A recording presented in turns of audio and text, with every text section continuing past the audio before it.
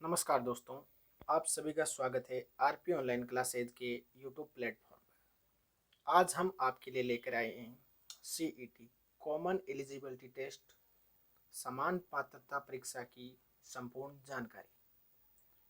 इससे लेकर विद्यार्थियों के मन में बहुत सारी दुविधाएं हैं, बहुत सारे सवाल हैं कि सीईटी क्या है, पहले इन पदों पर भर्ती परीक्षाएं कौन आयोजित करवाता था और अब आगे इसका आयोजन कौन करवाएगा।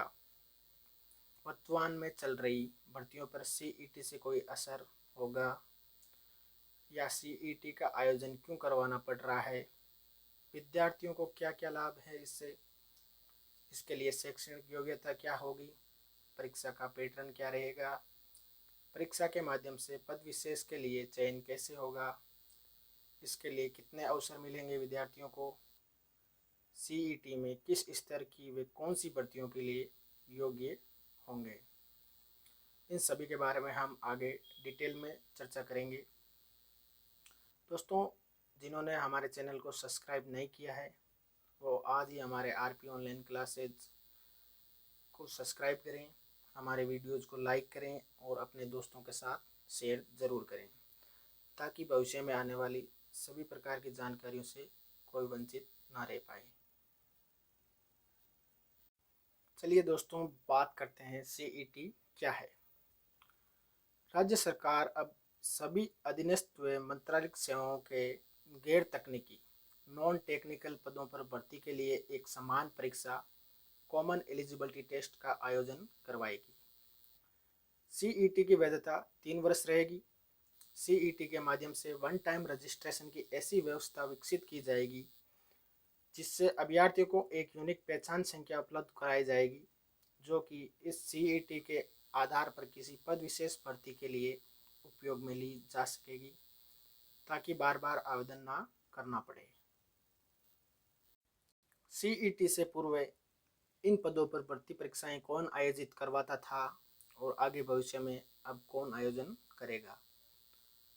इन सभी पदों के लिए आरपीएससी राजस्थान लोक सेवा आयोग, आरएसएसबी राजस्थान कर्मचारी चयन आयोग, अन्य नियोक्ता प्राधिकारी व निजी संस्थान पहले भर्ती परीक्षाएं आयोजन करवाती थी। अब सीईटी का आयोजन आरएसएसबी राजस्थान कर्मचारी चयन बोर्ड करवाएगा जिसका सामान्य प्रतिवर्ष आयोजन किया जाएगा। बात करते हैं हम इसके वर्तमान में चल रही भर्तियों पर क्या सीईटी से कोई असर पड़ेगा। सीईटी का असर पूर्व में विज्ञापित पदों की भर्तियों पर नहीं रहेगा। तो सभी भर्तियां पहले से प्रक्रियाधीन विज्ञप्ति पूर्व निर्धारित प्रक्रिया कार्यक्रमानुसार जारी रहेगी। आगामी नवीन भर्तियों के लिए सीईटी परीक्षा का आयोजन होगा। सीईटी का आयोजन क्यों करवाना पड़ रहा है। राज्य की सेवा में विभिन्न पदों की भर्ती के लिए अभ्यर्थियों द्वारा बार बार अलग अलग परीक्षा के लिए आवेदन करना व शुल्क देना, अलग अलग परीक्षाओं के लिए अलग अलग समय, श्रम व यात्रा करना, इन सभी चीज़ों को मद्देनज़र रखते हुए सरकार द्वारा ये निर्णय लिया गया है। सीईटी से विद्यार्थियों को क्या क्या लाभ होगा। बार बार अलग अलग भर्तियों के लिए आवेदन करने, आवेदन शुल्क देने, अलग अलग भर्ती परीक्षाओं को अटेंड करना, श्रम व समय की खपत के साथ साथ अनावश्यक खर्चे जैसी तमाम समस्याओं से निजात मिलेगी। वे किसी पद विशेष की भर्ती के लिए सीईटी के माध्यम से चयन होने की सफलता मिलेगी। लगभग एक जैसी स्तर वाली प्रतियोगिता परीक्षाओं जिनका सिलेबस भी लगभग एक जैसा होता है के लिए अलग अलग कोचिंग नहीं करनी पड़ेगी, अलग अलग किताबें ना पढ़नी पड़ेगी। सीईटी के लिए शैक्षणिक योग्यता क्या होगी। इसके लिए 2 स्तर निर्धारित किए गए हैं। पहला स्नातक स्तर ग्रेजुएशन लेवल जिसमें विद्यार्थी किसी भी विषय में स्नातक उत्तीर्ण होना आवश्यक है।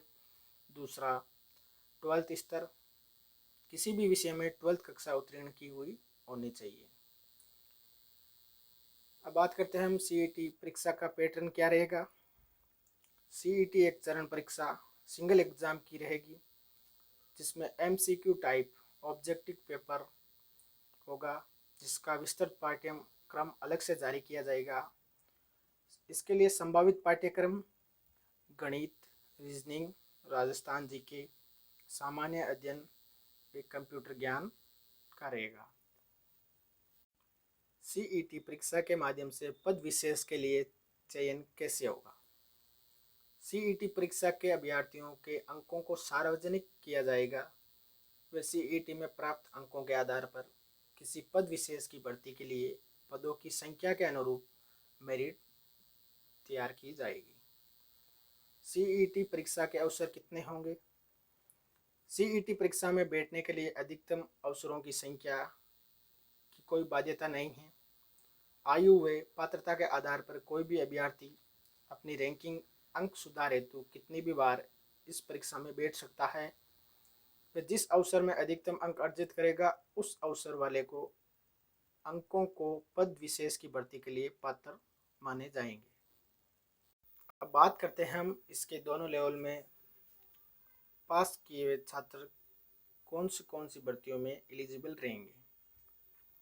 इसके लिए जिलादार, junior accountant, TRA, tax assistant, district industries officer, manager industrial state, industrial inspector, woman supervisor, coordinator training, coordinator supervisor, deputy general, assistant jailer, patwari, village development officer, hostel superintendent grade second, वे तमाम जो राजस्थान सरकार द्वारा ग्रेजुएशन लेवल की vacancy निकाली जाएगी उन सभी में एलिजिबल रहेंगे।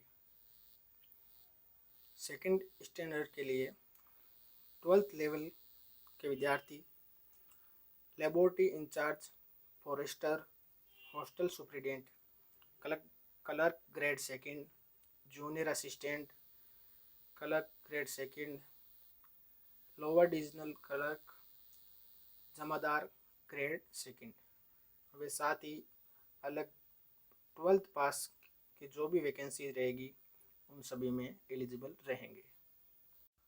आशा करते हैं आपको हमारे द्वारा दी गई जानकारी पसंद आई है तो हमारे वीडियो को लाइक करें, ज़्यादा से ज़्यादा शेयर करें और हमारे चैनल को सब्सक्राइब ज़रूर करें ताकि भविष्य में आने वाली सभी नोटिफिकेशनों की डिटेल जानकारी आप तक पहुंच सके। धन्यवाद।